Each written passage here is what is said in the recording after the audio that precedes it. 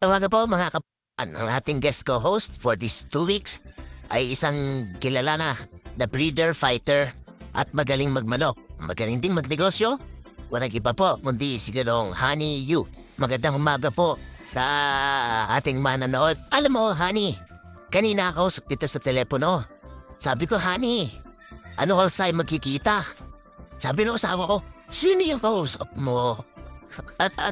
Bakit Honey tawag sa'yo? Ako kasi ang bunso sa aming pamilya. So, 6 kami magkakapatid, lahat kami lalaki. So, walang babae. Kaya ako nakarating sa mundong ito dahil kakahabol ng babae. Ayun, kaya lang talagang lalaki pa rin hanggang sa huli. Kaya nung bata pa, parang medyo kung gusto maging babae, hinahani-hani pero talagang lalaki. So, wala ko ba? Yun ang laging nickname ko. Ang tunay kong pangalan is, Hanson. Hanson Yu. Ayun. So, ikaw lumaki ka pala sa Marinduque? Doon ka pala pinanganak sa Mugpog. Ako yung pinanganak sa Mugpog, Marinduque. At lumaki ako dito naman sa Lucena City, sa Quezon. At dito nag-aaral mula elementary hanggang high school. Tapos after college sa Manila University Peace, pagkatapos mag-aral, umuwi ng probinsya. Ay, yung father ko kasi is tubong Pitogo, Quezon naman. Taga-matter po ang Marinduque. I see. Yung mga brother ko doon naglagay ng puting hanap buhay, ng pangisda. Kaya nung pag-uwi, doon na tumulong sa hanap buhay ng pamilya sa Pitogo, Quezon. I see. At doon din tayo nag-umpisa magmanok. Tanda ko, bata ka pa, nakahilig ka na sa pag-aalaga ng manok. And then later on, tumigil ka muna, nagpalago ka ng negosyo, di ba? Ganun, istorya na.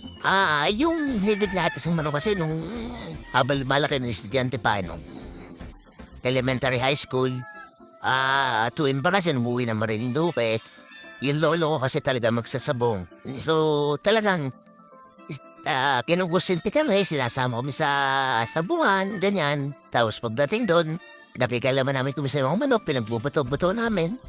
And bisan dumatampot kami ng mga papatay manok, nagkuhuli kami ng bahay, namuhulit kami ng mga alpas na manok. Yun ang mga masayang gawain ng kabataan para hindi ko na masyado napagkikita sa mga kabataan ngayon. Pero nagumpisa tayo talagang magmanok nung pagkatapos mag-aral. Ngayon, doctorate degree ka na sa pagmamanok.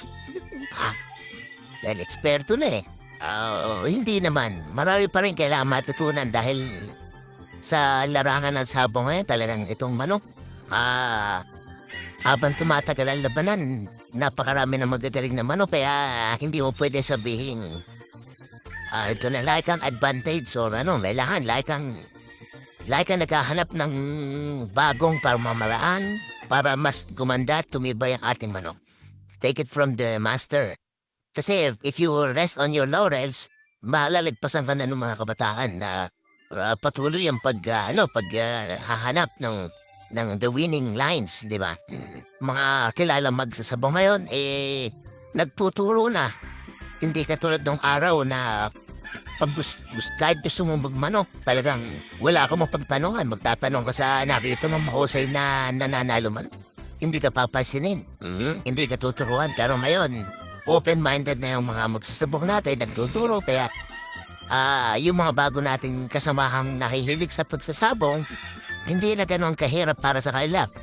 Napakaraming lumalabas na magagaling dahil mas malakas ang loob nila mag-eksperimento at nakapakuha sila ng tamang formula.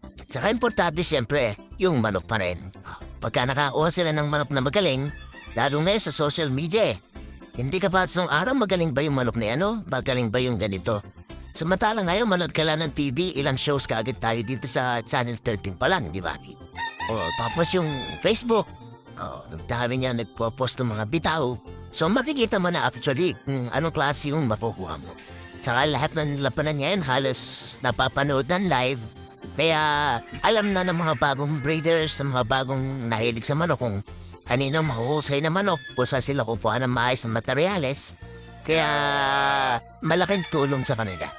At hindi lang yan, yung sinabi mo kanina na meron ka nang mapagtatanungan ngayon at hindi ka pa aras ng araw. Buti nga yun, hindi ka pansinin eh. Ang masama, Yung pang mini-mislead ka pa. Di ba? Yan, totoo yan. Tapos puurutan ka pala ng manok sa susunod na linggo. Nagdaan tayo sa ganong mga pangyayari. Pero mabuti naman, katagalan na natuto na rin dahil. Oo nga. Nung araw kami ni Honey, ang pinasok namin eskwelahan, School of Hard Knocks or University of Experience. Di ba? Ngayon, meron na eskwelahan. Ilan na yung eskwelahan na tuturo ng paghahalaga ng manok. Oo, bago ko mag-umpisa magmanok, kung gusto mong talagang sabihin natin, may idea ka na, alam mo na, pwede ka na pumasok sa eskwelahan para matuto talaga ng tamang pamamanihan. Andyan yung isang academy doon, tapos yung library ni Jack Kagana. Kaya karamihan, yung kahit mga bagong pagkatalaga seryoso at gusto mag-umpisa, pinag-aaral muna nila ron. Tapos, para pag nag-umpisa, kahit baguhan talaga makikita mo, maayos ang kanyang performance. Nung araw, maraming tinatanong si Pedro, tinatanong si Juan, kumisan, nakakatsamba lang yung tinatanong mo kaya nagpapanalo, no? Or magagaling ang manok, pero yung tinuturo sa'yo, hindi pa na dapat. No? Pero ngayon, meron ng internet, meron pang Facebook, at nandito po kami ni Honey Yu. O sakasarali may magtatanong. Nasa sa atin pa rin na hindi naman lahat kasi na naririnig natin. Posible, tama, kailangan pa rin nating gamitin yung ating common sense na pwede pag-testing natin kung alin yung bumabagay doon sa manok natin, saka kung ano yung tingin natin na tama. Yun ang pupulutin natin. Yung tingin natin na makakatulong sa ating mga halaman pa natin. Pag-uusapan natin yung gamot in depth. Marami tayong pag-uusapan tungkol po dyan, mga experiences natin. Pero isa munang maiksing patalastas. At sa aming muling pagbabalik na ako sa Pampanga. Nanggaling ako sa gawing Batangas. Nanggaling ako sa Balang Bataan, Lahat doon, ang damo namin doon, lalo sa amin sa Tanay, kulay brown na. Kasi pumapasok na yung summer pero dito sa'yo, ang ganda pa ng damo. Anong ginagawa mo rito, sir? Bakit ganyan? Nagtitili ka ba? May sprinkler ka ba? Nung araw kasi, nagtitili ka sa umukmanap mo sa amin sa probinsya sa Pitogo, Quezon. Basta pagdating na summer ka din, tuyo na, uputok yung lupa sa sobrang init. Nung ako'y napasyal dito sa Lukban, nagandahan ako sa klima rito. Kaya naisipan kong lumipat dito sa Lukban, Quezon. At dito naman, ang dito, kahit ganitong summer, hindi pa rin naiwasan na from time to time umuulan. Once a week or twice a month. Kaya ang ating damo dito, nananatili laging sariwa at kulay berde. Ayun, tuloy-tuloy pa rin ang pag-grass cutter natin. Dahil mabilis pa rin lumugo. Kasi itong Lukban area na to, sa Quezon, ito na lang ang may bundok na tiyatawag kong rainforest pa rin. Kasi talagang hindi pinapuputol, bawal. Meron talagang gwardiya dito. Pero pala, kaya ganitong vegetation dito. Dahil once in a while umuulan. Or more often than not. Actually, mas sa buong taon na halos mga 2 months lang ang mainit talaga na halos hindi umuulan. I see. Pero the rest of the year talagang continuous ang ulan. Again yung nag-uulan, mainit, ulan, iinit. Hindi ka ba nagkakaproblema na ng mga sipon? Hindi naman. Dito naman actually nasanay na tayo sa sistema na yung sistema natin actually, they all pagkampisa, pagkatapos mag-markings, diretso na sa range area, alpas na mga sisig natin. Ulanin, arawin, okay lang, kaya naman nilang na-survive. Basta, ang sinisigurado lang, kailangan yung lugar nila malinis para hindi sila magkasakit. Tapos, alaga lang natin ng mga vitamins. Tapos, pagka medyo mainit, biglang umulan, supportahan natin konting antibiotic para preventive maintenance kaysa kung kailan may sakit na tsaka natin gagamutin, mas mahirap.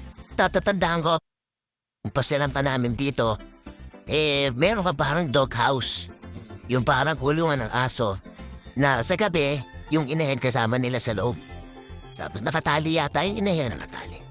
Tapos yung mga sisiw, nakastring yung inahen, paggabi kasama nila yung sisiw sa loob. Pagka maganda ng araw, tuyo na yung damo, bubuksan nyo na yung doghouse, lalabas na yung sisiw. Kasama pa rin yung kasama pa rin yung pinakang babysitter. O yun, sitter. Kasi ang tanda ko, ang dami-daming sisiw sa isang inahin no? Oh, sinasamahan ko ang isang inahin na mga hanggang 60 na sisiw. Kaya niya yung nakikaliwan alagaan yun. I see. Pero yung bandoob ng doghouse, nakalimutan mo na kung may ipa o wala. Yung rice hull, yung ipa. At saka yung tayo nun, kailangan elevated para pag umulan, hindi sila mababasa. Ayun, so mananatili silang mainit doon sa loob gawa nung ipa. Ayun, nakakatulong yung ipa sa pagbigay ng init sa kanila. Kaya kahit maulan sa labas, at basta nakasilong sila ron, hindi sila delikado sa lamig. Napansin ko nung araw pa, no? Na kapag hen-brood, inahin ang kumahakay, merong malalaking sisiw. Meron pa rin malaki, may maliit, pero hindi maiwasan kasi gawa ng iba't ibang lahi ng sisiw natin sa ibang breeding materials natin. Pero as long as maluwag naman yung lugar nila, wala namang problema kahit magkakaiba ng konti ang size nila. Regardless, simulan na yung mga runs. Kailangan din natin magkal. Pag nakita natin naiiwanan at na-happy masyado na hindi na tingin natin di na kayang humapol, huwag tayo manghinayang. Alisin na natin kaysa mamumpisan siya ng sakit. Oo, ng cannibalism ng ibang manok na parang away-away sila. Gano'ng katagal? Nakakayabay nung kinahin dyan. Usually, kasama nila yung inahin ng mga yung parang normal na nasa alpasan. Pero sila, mga 1.5 months. Gagano lang. Oo, kumisan. Orit, kinababayaan namin yung inahin to. Kumisan, pagka yung malalaki na humahapon na sa puno, kumisan baka humapon, mga inalpasan na rin namin yung inahin. So kasama rin nila sa pag-akyat sa puno, kaya paglipad sa puno, kaya natuturuan sila ng inahin. At what point po sila binabakunahan at papaano? Yung schedule ng vaccination, nasusunod pa rin natin yun. Kasi kung isipin natin, medyo mahirap tamputin yung mga sisiw dahil alpas, Pero, yung sa corner ng range, nagseset up ako ng net doon na maliit na area para pagka kailangan ko mag-vaccination, pagka yung alpas na yung inahin, medyo malaki na sila. Doon ako magpapakain para pumasok sila sa early morning bago umaga. Doon sila pakain So, para pagpasok nila doon, ibababa yung net at doon sila tayo huhulihin. Ayun. Pagka-vaccine, sabay alpas na uli sa labas. Ang nakita kong innovation mo ngayon, meron pa ng tubo na 8 to 10 feet ang height. So, hindi mo na kailangan ng fly pen. Maganda naman ang resulta sa akin dahil mas malalakas ang kanilang mga wing feathers kahit na tumatanda sila. Like before na siyempre pagka medyo mababa nilang hinaapunan nila, mas maganda resulta. Nakita ko mas malalakas ang bagus. Alam niyo meron kayong kakayanan na ganito gawin setup, mas magaling to Kasi yung mga mabababa ang mga tipi, yung mga manok, hindi na lumilipad na ganon. Lumulundag na lang. Kaya yung sistema nito, kaya ginawa ko itong ganito. Kasi from range, pagka-harvest sa kanila, nasa mataas sila kapunan. Para hindi nababago kasi mula nung kabataan nila hanggang lumaki sila, matataas yung ninahapunan nila. At saka isa pang maganda rito, alam ko, nasa isip mo rin yan. Yung mga magnanakaw, kailangan matatangkad. Kailangan nila ng stool chair. Oo, kaya may hagdanan sila. Mahirap sila magnakaw ng marami yan. Di ba? Akyatin pa nila pag hinila nila yan. Tigyap yan. Isa pang napansin ko na innovation mo rito, yung TV mo ibang klase. Last year kasi nung ginawa ba itong matataas na roast. Dahil lang ko naman dito magandang klima, malamig. Sabi ko kaya naman ng mga manok. Actually, wala sana walang shade, walang silungan. Pero nung nakaraan taon, may mga ilang casualty ako na nasumpuran sa init, hindi kinaya, may mga namatay nila manok. Kaya, ito, naisipan ko itong ganitong klaseng, naman. Nakita ko naman maganda, hindi sila masyadong hirap. Ngayon, kahit malakas masyadong ulan, nakakasilong sila. Tapos meron akong hapunan doon sa ilalim. So, pag talagang malakas ang ulan, nakakahapon din sila ron, hindi napabasa pa rin ng bariebo, hindi nasisira. Yan, mga tingnan nyo. Meron siyang kawayan sa ilalim, Dati pagka malakas ang ulan, Siyempre, di may iwasan na babasahin balibo nila nasisira o nga pangit. Ngayon, tutunaw na ginawa natin to na mo. Hindi nasisira balibo nila to. So, mas maganda pwede rin nila. O, kaya mga nakita nyo na, ang dami na nating natutunan dito po sa pagmamanok sa farm po ni Honey Yu. At sa susunod na Sabado, don't forget to tune in dahil marami na naman tayong matututunan dito. At sa aming muling pagbabalik,